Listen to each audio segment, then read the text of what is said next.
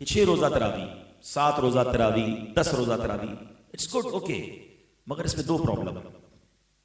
ایک پرابلم تو یہ ہے کہ جو بھی اس کے منتظمین ہیں ماشاءاللہ تو خیال رکھتے ہیں، ویری گڈ، کہ جب 5 6 7 روزہ تراوی ہوتی ہے تو قرآن بہت اسپیڈ سے پڑھا جاتا ہے۔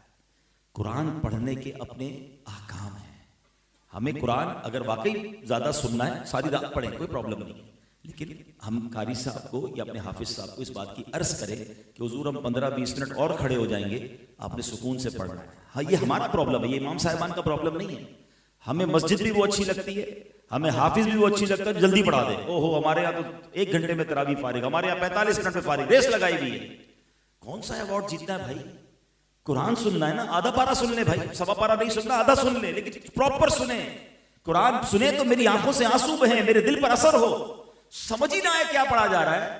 اور پھر جتنا زیادہ قرآن 5 روزہ 7 روزہ میں زیادہ پڑھا جاتا ہے تو بالکل ہونا چاہیے، اس میں کوئی پرابلم ہے، میں اس کو منع نہیں کر رہا، مگر اس میں پھر ٹائم لمٹ نہ رکھیں، پھر سکون سے پڑھیں، اللہ کا کلام کھو جائیں اس کے اندر۔ اور اس سے اچھی رات کون سی جو اللہ کی بارگاہ میں تلاوت سننے میں خرچ ہو جائے، نمبر 1۔ ایک اور پرابلم یہ ہونے لگ گیا کہ 5 روزہ 7 روزہ 10 روزہ تراویح کے بعد لوگوں نے سمجھا تراویح پوری ہو گئی، اب چھٹی، ڈسکاؤنٹ، اب باقی دن کوئی تراویح نہیں پڑھنی۔ ایسا نہیں ہے، تراویح سنت موقدہ ہے، اور ہمیں چاند رات جب تک چاند نظر نہیں آئے گا جب تک ہم نے پڑھنی ہے، چاند نظر آ گیا تو اس رات نہیں پڑھیں گے، ٹھیک ہے نا؟ اور اس کی نیکیاں کتنی ہیں، اللہ اکبر۔ ہر سجدے پر حدیث پاک میں آتا ہے کہ رمضان میں ہر سجدے پر 1500 نیکیاں ہیں، ہر سجدے پر جنت میں ایک سرخ یاقوت کا گھر عطا فرمایا جائے گا، ہر سجدے پر جنت میں ایک درخت عطا کیا جائے گا۔ اب ذرا غور کریں کہ صرف 20 رکعت تراویح پڑھے تو 60,000 نیکیاں، 60 جنت کے گھر اور 60 جنت کے درخت۔ حدیث پاک میں سنا رہا ہوں، آپ کے نبی کی آپ کو حدیث سنا رہا ہوں۔ تو اب سچ بتاؤ پھر 12 اور 8 پڑھ کے کیوں بھاگنا چاہیے؟ پھر تو پوری پڑھنی چاہیے، بلکہ تراویح کے بعد بھی کچھ مزید نوافل اللہ توفیق دے تو سحری میں تہجد پڑھ لیں اور سے۔ لیکن درود پاک کو آرڈنری لے لینا، درود پاک کو آپ یوں سمجھیں کہ ایک گرانٹڈ لے لینا، پڑھ لیا تو ٹھیک ہے، نہیں پڑھا تو کوئی بات نہیں، ایسا نہیں ہے۔ درود پاک ایک بڑا امپورٹنٹ وظیفہ ہے۔ اب میں جو حدیث سنانے جا رہا ہوں اس میں آپ کو 3 اہم چیزیں پتہ چلیں گی۔ سرکار دو عالم صلی اللہ تعالی علیہ وسلم کا فرمان عالی شان ہے، جس نے ماہ رمضان کو پایا اور اس کے روزے نہ رکھے وہ بدبخت ہے۔ ٹھیک ہے، رمضان کو ہم نے اگر حاصل کرنا ہے تو پھر اس کی خوب قدر بھی کرنی ہے۔ آقا علیہ الصلوۃ والسلام فرماتے ہیں جس نے اپنے والدین یا کسی ایک کو پایا اور ان کے ساتھ اچھا سلوک نہ کیا وہ بھی بدبخت ہے۔ یہ بھی سوچنا ہے۔ پھر آقا فرماتے ہیں کہ اور جس کے پاس میرا ذکر ہوا اس نے مجھ پر درود نہ پڑھا وہ بھی بدبخت ہے۔ اب آپ غور کریں، یہ 3 چیزیں۔ اب نبی پاک جس کو بدبخت کہہ دیں تو پھر تو گئے نا۔ تو ماں باپ کی قدر، نبی پاک کا ذکر خیر ہو، فوراً درود پاک صلی اللہ تعالی علی محمد صلی اللہ علیہ وسلم۔ اور پھر فرمایا کہ رمضان کے روزے نہ رکھے وہ بدبخت ہے۔ تو اللہ کرے کہ ہم درود پاک کی قدر سمجھنے والے بن جائیں، محبت کے ساتھ بآواز بلند درود پاک پڑھ لیں۔ صلو علی الحبیب صلی اللہ تعالی علی محمد صلی اللہ علیہ وسلم۔ مرحبا صد مرحبا، پھر آمد رمضان ہے، کھل اٹھے مرجھائے دل، تازہ ہوا ایمان ہے۔ یا خدا ہم آسیوں پر یہ بڑا احسان ہے، زندگی میں پھر عطا ہم کو کیا رمضان ہے۔ ابر رحمت چھا گیا ہے اور سما ہے نور نور، فضل رب سے مغفرت کا ہو گیا سامان ہے۔ ہر گھڑی رحمت بھری ہے، ہر طرف ہیں برکتیں، ماہ رمضان رحمتوں اور برکتوں کی کان ہے۔ یا الہی تو مدینے میں کبھی رمضان دکھا، مدتوں سے دل میں یہ عطار کے ارمان ہے۔ سبحان اللہ۔ اے میرے پیارے اسلامی بھائیو، یہ وہ مہینہ آنے والا ہے جس میں نیکیوں کا اجر بڑھا دیا جاتا ہے، جنت کے دروازے کھول دیے جاتے ہیں۔ ہمارا سب سے بڑا جو دشمن ہے شیطان، ہمیں کون بہکاتا ہے، ہمیں گناہوں کی طرف کون کھینچنے کی کوشش کرتا ہے، وہ شیطان ہے۔ مگر شیطان کو قید کر دیا جاتا ہے، یعنی جس سے مقابلہ ہے نا اس کو تو قید کر دیا، اب ہمیں موقع دیا گیا کہ خوب نیکیاں کر لو۔ اور سبحان اللہ، اللہ قرآن مجید فرقان حمید میں فرماتا ہے شہر رمضان الذی انزل فیہ القرآن، یہ مہینہ کون سا ہے کہ رمضان کا مہینہ جس میں قرآن نازل کیا گیا. اس آیت کے اس جز سے پتہ چلتا ہے کہ یہ ماہ قرآن ہے، نزول قرآن کا مہینہ. ایک اور جگہ قرآن مجید فرقان حمید فرمایا جاتا ہے کہ یا ایھا الذین آمنوا کتب علیکم الصیام کما کتب علی الذین من قبلکم لعلکم تتقون. اے ایمان والو، تم پر رمضان کے روزے فرض کیے گئے جیسے کہ پچھلی قوموں پر فرض کیے گئے. پچھلی قوموں پر بھی روزے فرض تھے، ان کا الگ الگ دن تھے، الگ الگ انداز تھا، مگر جو وجہ، جو ریزن قرآن نے بیان کیا نا کہ اس لیے فرض کیے گئے لعلکم تتقون، تاکہ تم تقوی اختیار کرو، تاکہ تم پرہیزگاری اختیار کرو. تو روزے آ رہے ہیں ہمیں متقی بنانے کے لیے، ہمیں پرہیزگار بنانے کے لیے. اب ہم نے دیکھنا ہے کہ ہم نے ان روزوں کو کیسے گزارنا ہے، اس کا استقبال کیسے کرنا ہے، ان روزوں کو جس کو کہتے ہیں نا اس کا ٹائم کیسے اسپینڈ کرنا ہے.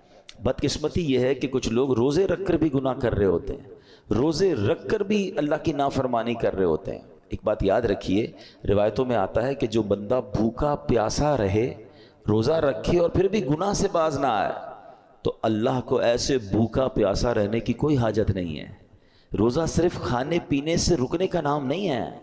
آنکھیں حرام دیکھ رہی ہیں اور بندہ روزہ رکھا ہوا ہے، کان حرام سن رہے ہیں اور بندہ روزہ رکھا ہوا ہے، زبان حرام بول رہی ہے اور ہم روزے سے، یہ کون سا روزہ ہے؟ یقیناً کھانے پینے سے رکنا ہے مگر گناہوں سے بھی رکنا ہے. اچھا دیکھیں، رمضان میں گناہوں کی شدت، اس کی سزا کی جو شدت ہے وہ کیوں بڑھ جاتی ہے؟ یعنی میرے اور آپ کی آسانی کے لیے شیطان بند کر دیا گیا، نیکیاں کرنا آسان کر دیا گیا، ثواب کا اجر بڑھا دیا گیا، مگر یہ کیسا بندہ ہے کہ پھر بھی گناہ سے باز نہیں آ رہا؟ آپ سوچ رہے ہیں کہ آپ کی میری فلیکسیبلٹی کے لیے، ہمارے لیے نیکیاں آسان کرنے کے لیے ہمارے دشمن کو بند کر دیا گیا، مگر پھر بھی بندہ گناہ کرتا ہے. اچھا یہاں ایک بڑا دلچسپ سوال بھی لوگوں کے ذہن میں آتا ہے کہ جناب اگر شیطان بند ہے تو بندہ پھر گناہ کیوں کرتا ہے؟ ٹھیک ہے نا، آپ کہہ رہے ہیں شیطان بند ہو جاتا ہے تو لوگ رمضان میں بھی جھوٹ بولتے ہیں، رمضان میں بھی معاذ اللہ فلمیں ڈرامے دیکھ رہے ہوتے ہیں، بدکاری، بے حیائی، بہت سارے برے کام چل رہے ہوتے ہیں، تو یہ کیوں؟ تو علماء نے بڑی پیاری مثال دی ہے. کبھی سائیکل چلائی ہوگی آپ نے، تو فرمایا سائیکل چلاؤ، چلاتے رہیں اور کچھ دیر کے بعد سائیکل کے آپ پیڈل مارنا چھوڑ دیں، مگر سائیکل پھر بھی کافی دیر تک خود چلتی ہے کیونکہ پیڈل آپ نے پیچھے کافی مار لیے تھے. تو بتایا جو 11 مہینے شیطان نے آپ کے پیڈل مارے ہیں نا، ٹھیک ہے، 11 مہینے چلتے رہے شیطان کے ساتھ، اب شیطان تو بند ہو گیا، باقی کام اسی انہوں نے خود ہی کر رہے ہیں. وہ شیطان بند ہے، بندہ خود ہی وہ جو پیڈل مارے سائیکل چل رہی ہے. بریک تو لگاؤ بھائی، ہاں بریک لگا لو گے تو پھر نہیں چلنی کیونکہ پیڈل مارنے والا اب کوئی نہیں ہے.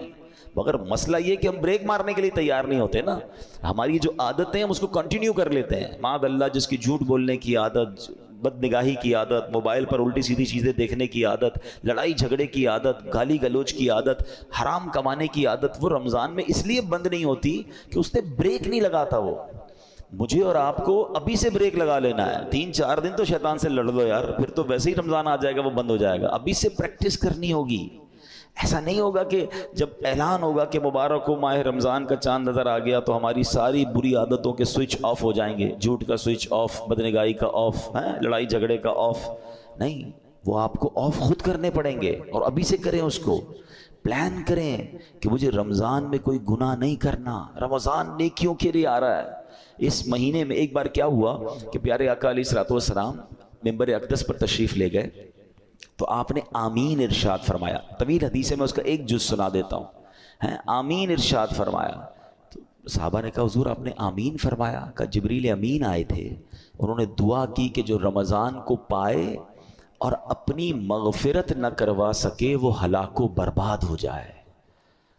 نبی پاک فرماتے میں نے اس دعا پر آمین کہا ہے. مجھے بتائیں دعا کرنے والا کون؟ فرشتوں کا سردار روح الامین.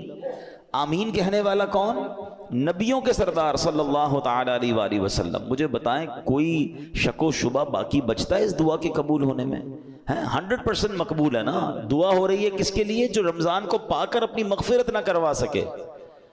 تو اب آپ بتائیے کتنا کانشیسلی رمضان گزارنا چاہیے، کتنا فکر کے ساتھ رمضان گزارنا چاہیے کہ یار کچھ بھی ہو جائے میں نے رمضان میں اللہ کو راضی کرنا ہے، میں نے مغفرت لینی ہے، میں نے اس کو ضائع نہیں ہونے دینا ہے. تو اس کے لیے پریپریشن کریں نا، اس کے لیے تیاری کریں، اپنے ذہن کو فریش کریں، سوچیں میں نے رمضان کیسے گزارنا ہے. آ جائے گا تو دیکھ لیں گے، نہیں آپ کے گھر پہ کوئی مہمان آنے والا ہو ایسے کرتے ہیں کہ یار آ جائے گا تو دیکھ لیں گے؟ نہیں یار، وہ اس کو کھلانا کیا ہے، بٹھانا کہاں ہے، انتظام کیا ہوگا. پھر جتنا اہم مہمان اتنی زبردست تیاری کرتے ہیں آپ. گھر بھی سجاتے ہیں، بعض اپنے گھر کو صاف کرتے ہیں کہ یار بہت اہم مہمان، ایسا مہمان جس کا برسوں سے انتظار تھا، میرا سب سے بیلوڈ، سب سے پیارا آ رہا ہے. تو آپ اور تیاری کرتے ہیں، اس کے استقبال کی تیاری کرتے ہیں، اس دن اچھے لباس پہنتے ہیں. تو کیا ایسا نہیں ہو سکتا کہ ماہ رمضان کی آمد سے پہلے ہم گھر میں صفائی ستھرائی کریں، گھر میں خوشبو لگائیں، اپنے لیے اچھے لباس، صاف ستھرے لباس تیار کریں، مینٹلی پریپیئرڈ کریں اپنے اور اپنے بچوں کو بھی.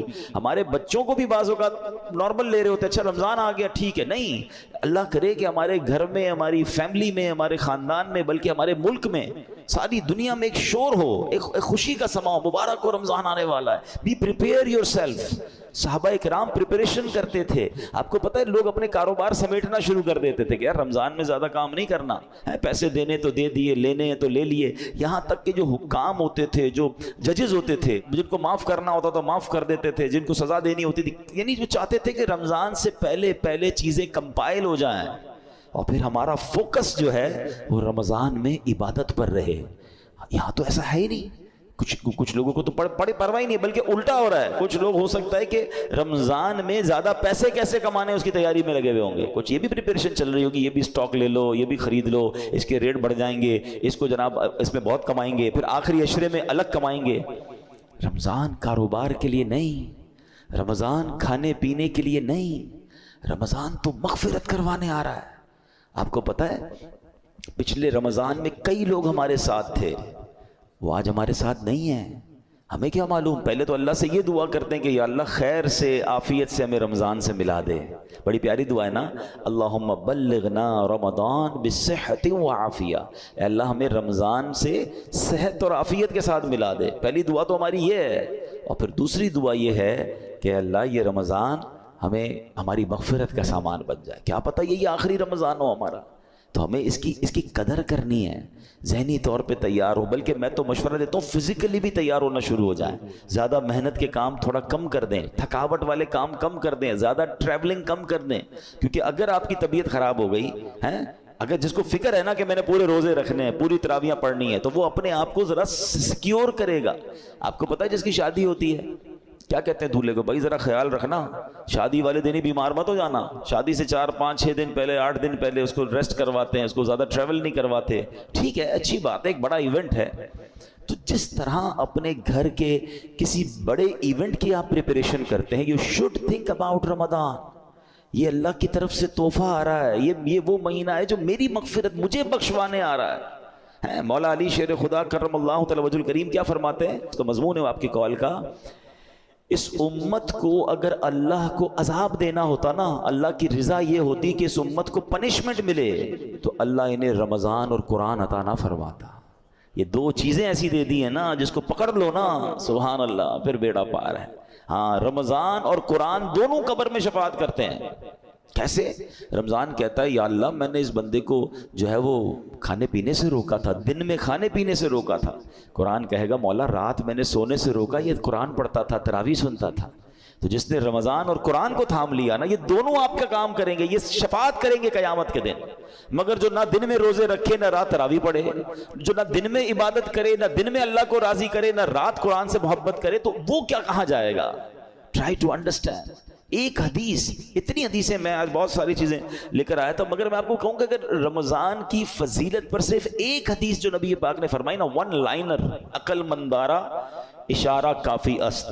کہتے ہیں نا عقل مندوں کے لیے اشارہ کافی ہوتا ہے. آقا کی ایک لائن کی جو حدیث ہے نا، سرکار دو عالم صلی اللہ علیہ وسلم فرماتے ہیں اگر میری امت کو معلوم ہوتا کہ رمضان کیا ہے، اگر میری امت کو معلوم ہوتا کہ رمضان کیا ہے، تو وہ تمنا کرتے کہ سارا سال ہی رمضان ہو. That's it. اسی سے بندہ سمجھ جائے کہ it means very big special, not only special. ایسا مہینہ ہے. اور نبی پاک سبحان اللہ آپ کا ایٹیٹیوڈ ہی بدل جاتا تھا، آپ کا اسٹائل ہی بدل جاتا تھا. آپ تو اللہ کے حبیب ہیں، دن رات اللہ کی عبادت میں تھے. مگر بی بی عائشہ صدیقہ رضی اللہ تعالیٰ عنہ فرماتی ہیں، دیکھیں گھر کی بات تو گھر والے ہی بتا سکتے ہیں نا. ہماری امی حضور بتاتی ہیں کہ رمضان آتا میرے آقا کے چہرے کا رنگ بدل جاتا. خوف خدا، گڑ گڑاتے تھے، روتے تھے، دعائیں کرتے، بستر پر کم آتے ہیں، رات رات بھر نوافل اور دعائیں ہو رہی ہیں. سبحان اللہ. اب مجھے بتائیں کہ اللہ کے حبیب ہیں جن کے صدقے مجھے اور آپ کو رمضان ملا ہے، وہ بستر پر کم جا رہے ہیں، وہ رات بھر عبادت کر رہے ہیں، ان کے چہرے کا رنگ بدل رہا ہے. جبریل امین آتے تھے تو پیارے آقا جبریل امین کے ساتھ قرآن کا دور کرتے تھے اور سبحان اللہ خوب سخاوت کرتے تھے. یہ میرے آقا کے چند وہ کام ہیں جو اب ماہ رمضان میں اسپیشل کرتے تھے. ہمارے یہاں حال کیا ہے، آقا آرام کم کر دیتے تھے، ہم آرام بڑھا دیتے ہیں. ہمارے کئی لوگ جو رمضان میں سوتے ہی رہتے ہیں. بھائی آپ سوتے رہیں گے تو آپ نے پھر کیا روزے کو پایا؟ دیکھیں ایکچولی روزے کے کچھ میسیجز ہیں. روزہ ایسے رکھنا ہے، ایک تو جیسے میں نے بتایا کہ صرف کھانے پینے سے نہیں، گناہوں سے بھی بچنا ہے. دوسرا آپ کو نکاہت فیل ہو. اس کا ایک مقصود ہے کہ جب عصر کے بعد خاص طور پہ ماشاءاللہ کئی لوگ میں جانتا ہوں، مجھے یہاں بھی نظر آ رہے ہیں، مزدور بھی ہیں ہمارے بھائی، نوکری پیشہ بھائی بھی ہمارے بیان میں آئے ہیں، تو یہ مجھے تو ان پہ یقین کرے رشک آتا ہے. اصل روزہ ہی ان کا ہے. ایسے بھی ماشاءاللہ ہیں جو صبح 8-9 بجے سے کام پہ جاتے ہیں اور محنت مزدوری بھی کر رہے ہوتے ہیں اور سبحان اللہ روزہ بھی رکھتے ہیں. اللہ ان کے صدقے ہم ناکاروں کا روزہ قبول فرما لے. اب میں کئی وہ ہیں جو ایئر کنڈیشن روم میں بیٹھے رہتے ہیں، کام بھی ہے تو ٹیلی فون پر کام کرنا ہے. نو ڈاؤٹ روزہ ہمارا بھی ہے، لیکن اصل روزہ تو ان کا ہے نا، جو اتنی محنت کر کے بھی روزہ چھوڑتے نہیں ہیں. ہاں چھوڑنا نہیں ہے، یہ نہیں کہہ سکتے کہ یار میرا بڑا محنت والا کام ہے، بڑی مزدوری والا کام ہے. روزے سے مت کہو میرا کام ہے، کام کو کہو میرا روزہ. آپ کام کم کر دیں، تھوڑا کر لیں، مگر روزہ نہیں چھوڑ سکتے. تو میں یہ بتانا چاہ رہا تھا کہ آپ نے دیکھا ہے جب آپ کا روزہ ہوتا ہے تو عصر کے وقت بڑی عجیب سی فیلنگ شروع ہو جاتی ہے. کسی چیز کا جی نہیں چاہتا، تھکاوٹ لگ رہی ہوتی ہے، پیاس لگ رہی ہوتی ہے، زیادہ بات کرنے کو جی نہیں چاہتا، غصہ کرنے کو جی نہیں چاہتا، بحث کرنے کو جی نہیں چاہتا. کیوں؟ کیونکہ ہماری باڈی میں اب انرجی کم ہو گئی ہے. تو اس میں پتہ ہے میسج کیا ہے؟ اے بندے تیری اوقات یہ ہے. یہ اصل اوقات جو پتہ چلتی ہے نا، جو کرو فر جاہو جلال کے ساتھ بہت زیادہ دھوم مچا رہے ہوتے ہیں، ان کو افطار سے پہلے اپنی پوزیشن خود چیک کرنی چاہیے کہ ابھی کیا حال ہے. اور یہ صرف 12-15 گھنٹوں کی مار ہے. اللہ پاک چاہے تو تمہیں ساری زندگی ایسے رکھ سکتا ہے نا. افطار کے بعد سیٹ ہو جاتے ہو، لیکن یہ افطار سے پہلے کی کیفیت عاجزی کی کیفیت ہے. بندہ سمجھے کہ یہ میری اوقات ہے. دیکھیں اللہ کرے میسج لینے والے بنے ہم، ورنہ نہیں لینے والے تو کچھ نہیں لیتے.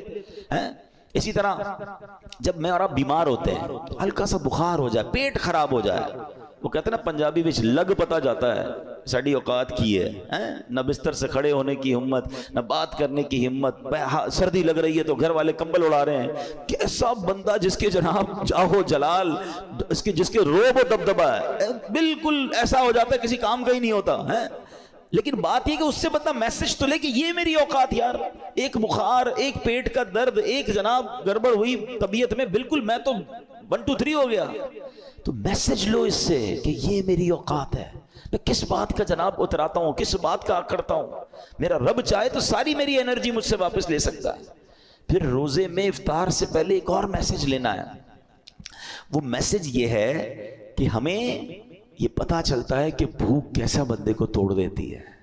ہمیں پتا ہے ہم افطار کے بعد کھانا کھا لیں گے، مگر کئی بیچارے وہ ہوتے ہیں جو سارا سال بھوکے ہیں. کئی بار مہینے میں جن کے گھر میں روٹی نہیں پکتی ہے، ان کا تو گویا روز ہی روزہ ہے نا. وہ تو روز اس کمزوری سے گزر رہے ہیں. کئی بچے ہیں جن کو پورا کھانا نہیں مل رہا. پاکستان کی تو رپورٹ آئی تھی کہ کئی بچے جن کو پراپر نیوٹریشن ہی نہیں ملتا، وہ بڑے نہیں ہو پاتے، ان کی نشو نمائی نہیں ہو پا رہی، کیونکہ نہ ان کو پروٹین مل رہا ہے، نہ ان کو دودھ مل رہا ہے، نہ ان کو غذا مل رہی ہے. تو جو امیر بھی ہے نا، اس کو بھی مزہ چکھا دیا گیا ہے، اس کو بھی سمجھ لو غریب کا احساس دلایا گیا ہے کہ افطار سے پہلے اپنی حیثیت دیکھو کہ جو تم اب اس وقت فیل کر رہے ہو سکتا ہے کئی لوگ ایسے ہو جو ساری زندگی یہ فیل کر رہے ہیں. تو اللہ کرے کہ یہ میسیجز تو لینا یار. تو یہ ہے روزے کی اصل، جس کو کہنا کہ بندہ گناہ سے بھی بچ رہا ہے، کھانے پینے سے بھی بچ رہا ہے. اب افطار کے وقت ہاتھ اٹھا کر پھر دعا کرنی ہے. آپ کو پتہ ہے خاص وقت ہے افطار کا. حدیثوں میں آتا ہے جس کا مضمون ہے کہ روزانہ رمضان میں افطار کے وقت 10 لاکھ گناہ گاروں کو جہنم سے آزاد کر دیا جاتا ہے. اور وہ 10 لاکھ کون سے ہیں؟ کہ جن پر گناہوں کی وجہ سے جہنم واجب ہو چکا تھا. مجھے سچ بتاؤ پھر افطار کے وقت ہماری کیفیت کیا ہونی چاہیے؟ کاش ہم اپنے گھر والوں کو بات سمجھائیں. ہمارے گھر میں تو ایک ہنگامہ مچا ہوا ہوتا ہے, بھائی جلدی سے شربت لے آؤ, تو پکوڑے کدھر ہیں, تو دہی بلے کدھر ہیں, پتہ نہیں افطار ہے یا کوئی مارکا ہے. ارے یہ مغفرت کا وقت ہے. اگر واقعی آپ نے افطار کا انتظام کرنا بھی ہے تو اپنی فیملی سے بھی, ان بیچاروں کو بھی کچن سے نکالیں, ان کو کہیں 10 منٹ پہلے ختم کر دیں, سب کچھ دسترخوان پہ رکھ دیں اور آپ بھی آ جائیں, اب مل کے دعا کرتے ہیں. کتنا اچھا گھر ہوگا, کتنا اچھا دسترخوان ہوگا کہ باپ بھی بیٹھا ہے, ماں بھی بیٹھی ہے, بچے بھی بیٹھے ہیں, اور سب کے ہاتھ اٹھے ہیں کہ مولا آج پھر افطار میں 10 لاکھ بخشے جائیں گے, اے اللہ ہماری بخشش فرما دے, ہمیں محروم نہ کیجیے. اور کراچی والوں کو تو گولڈن چانس یہ ملتا ہے کہ جس وقت ہمارے افطار کا وقت ہوتا ہے, عین اسی وقت, یعنی اس سے 15-20 منٹ آدھا گھنٹہ پہلے مدنی چینل پر شاندار دعاؤں کا سلسلہ ہوتا ہے. آپ اپنے گھر والوں کے ساتھ مدنی چینل پر شامل ہو جائیں, ہیں وہ دعائیں ہو رہی ہیں, آہیں ہیں, آنسو ہیں, اللہ کے ولی اور پھر ہزاروں لوگ اعتکاف میں پورے مہینے کے رمضان میں فیضان مدینہ میں ہوتے ہیں, تو نہ جانے کس کی آمین کے صدقے ہمارا بیڑا پار ہو جائے. بلکہ میں تو ایک مشورہ دوں گا کراچی والوں کو کہ کچھ افطار فیضان مدینہ میں جا کر کریں. آپ کو بہت ساری فرائز نہیں ملیں گی وہاں پر, بہت خوبصورت فروٹ کی ٹرے نہیں ملے گی, مگر روحانی آپ کو بہت کچھ ملے گا. وہاں فیضان مدینہ میں یہ اہتمام ہی نہیں ہوتا, وہاں پانی کی بوتل دے دی جاتی ہے, 1-2 کیلے دے دیے جاتے ہیں, اس کے بھی پیچھے بھی امیر اہل سنت کی بڑی پیاری حکمت ہے. اللہ کرے ہم کو سمجھ آ جائے کہ افطار سے پہلے جس نے سموسے بھی کھانے ہیں, کباب بھی کھانی, پیاز بھی اس میں ڈلی ہوئی ہے, اور اس کے بعد نماز بھی مغرب کی پڑھنی ہے, تو منہ سے بدبو نہیں آئے گی. اللہ کرے ہم مسجد کی نماز کی قدر محسوس کریں. بھائی سب چیزیں مغرب کے بعد بھی تو ہو سکتی ہیں نا, تو پانی پی لیں, کھجور کھا لیں, منہ کو اچھی طرح صاف رکھیں تاکہ ہم عبادت کر سکیں. تو یہ ایکچول دعا کا وقت ہے. تو میں مشورہ دوں گا کہ آپ